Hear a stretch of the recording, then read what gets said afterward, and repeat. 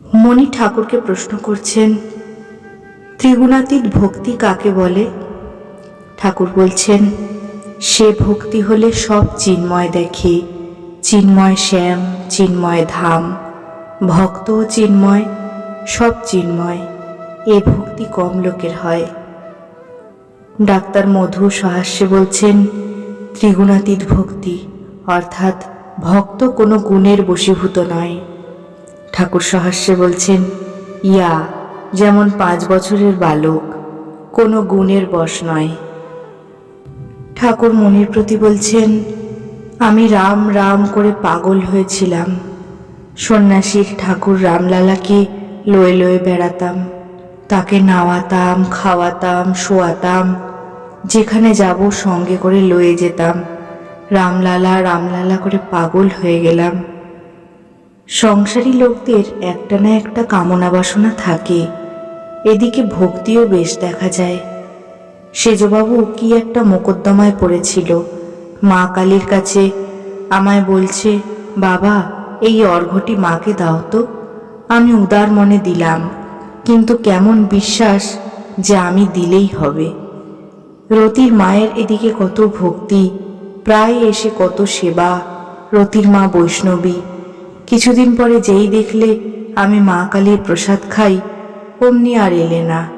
একঘেয়ে, লোককে দেখলে প্রথম প্রথম চেনা যায় না। এবার ঠাকুর হাজরার প্রতি বলছেন, সমাধি ভাব প্রেমের বটে।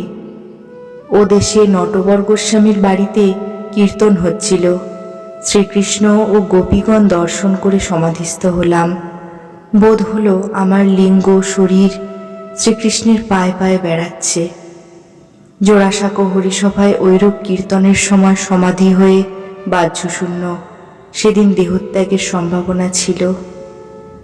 ঠাকুর স্নান করিতে গেলেন। স্নানান্তর ওই গোপী প্রেমেরই কথা বলিতেছেন।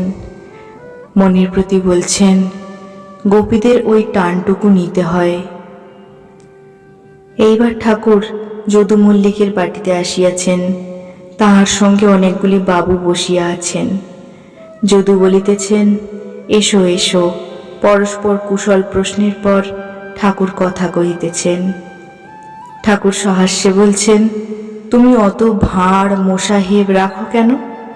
যদু সহাস্যে বলছেন, তুমি উদ্ধার করবে বলে। ঠাকুর বলছেন, মোসাহেবরা মনে করে বাবু তাদের টাকা ঢেলে দেবে, কিন্তু বাবুর কাছে আদায় করা বড় কঠিন। একটা শৃগাল একটা বলদকে দেখে তার সঙ্গ আর ছাড়ে না, সে চড়ে বেড়ায়, ওটাও সঙ্গে সঙ্গে।